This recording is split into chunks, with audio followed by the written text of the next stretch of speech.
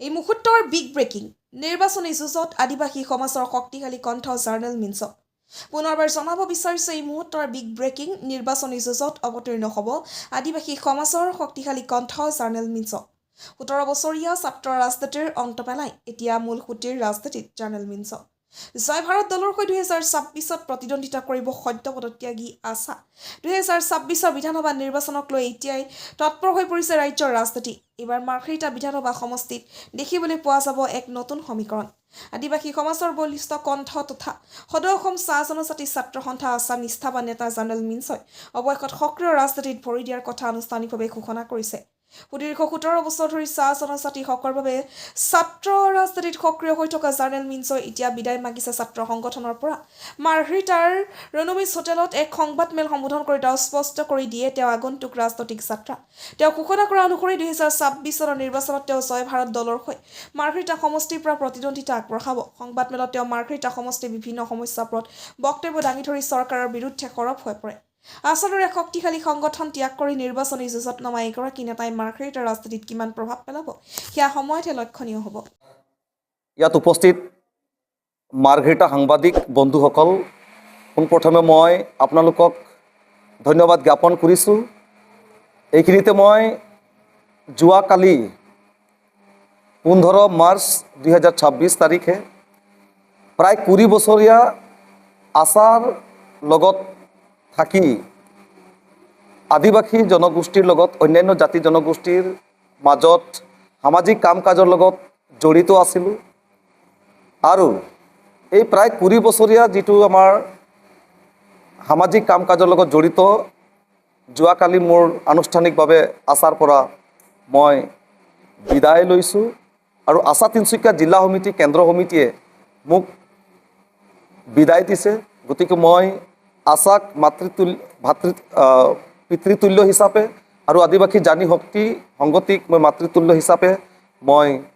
সদায় চিৰ স্মৰণীয় হৈ থাকিম এইখিনিতে মই যেহেতু 83 নং মাৰ্ঘেৰিটা বিধানসভা সমষ্টিৰ এজন ভোটাৰ এজন বাসিন্দা হিচাপে এইবাৰ 2026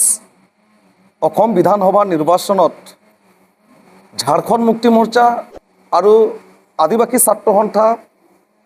একালৰ সক্ৰিয় নেতা আদিবাসী জাতীয় নায়ক প্ৰদীপ নাগৰ দ্বাৰা নেতৃত্ব জন্মগ্ৰহণ কৰা জয় ভাৰত পাৰ্টিৰ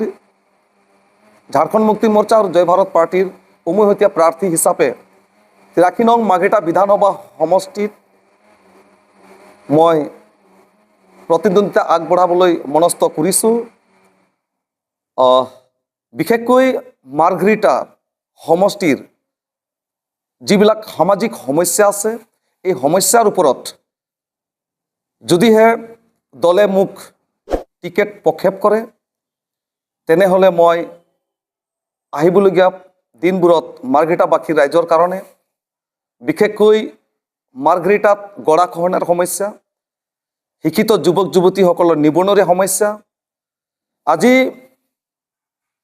আসাম ইণ্ডাষ্ট্ৰিয়েল ইনফ্ৰাষ্ট্ৰাকচাৰ ডেভেলপমেণ্ট কৰ্পোৰেশ্যনত বহুতো ভূমি মাৰ্ঘেৰিটাত অৱণ্টিত হৈ আছে কিন্তু আজি কপতি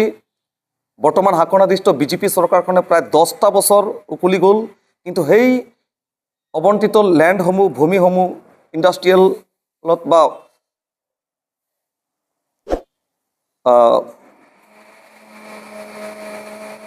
ইণ্ডাষ্ট্ৰিয়েল গঢ়ি নুঠিল আমি যেতিয়া আদিবাসী ছাত্ৰ সন্থাত মই সক্ৰিয়ভাৱে কাম কৰিছিলোঁ ইয়াৰ ওপৰতো চৰকাৰক দৃষ্টিগোচৰ কৰা হৈছিল আজি আমাৰ শিক্ষাৰ ক্ষেত্ৰত যদি চাওঁ মাৰ্ঘেৰিটাত আজি লিডু মাৰ্ঘেৰিটা আমাৰ মাৰ্ঘেৰিটা সমষ্টিৰ অন্তৰ্গত এটাই যি মাৰ্ঘেৰিটা কলেজ আছে তাত বিজ্ঞান বিভাগটো আজিলৈকে চৰকাৰীকৰণ নহ'ল যাৰ কাৰণে শিক্ষিত যুৱক যুৱতীসকল বা ইচ্ছুক যুৱক যুৱতীসকল বাহিৰত পঢ়িবলৈ আজি বাধ্য হৈছে আজি স্বাস্থ্যৰ ক্ষেত্ৰত যদি আমি চাওঁ তেনেহ'লে মাৰ্ঘেৰিটা যিটো অসামৰিক স্বাস্থ্য বিভাগ আছে সেই বিভাগত পৰ্যাপ্ত পৰিমাণে ডক্টৰৰ অভাৱ য'ত অঘনাই ডক্টৰৰ অভাৱৰ কাৰণে বহুতো ৰোগীৰ মৃত্যু বা তেনেকুৱা বহুত অসুবিধাত ভুগিবলগীয়া হৈছে। আজি বাগিচাসমূহ চিকিৎসাই হওক, শিক্ষাৰ অনুষ্ঠানবিলাকেই হওক, একেবাৰে পঞা লগা। আজি কৰ্মসংস্থাপনৰ ক্ষেত্ৰত এডুকেটেড আনএমপ্লয়মেণ্ট ইউথসকলৰ কাৰণে মাৰ্ঘেৰিটাত হাহাকাৰ হৈছে, যাৰ কাৰণে বহিৰাজ্যত কামৰ সন্ধানত ঢাপলি মেলিবলগীয়া হৈছে। গতিকে অনাগত দিনবোৰত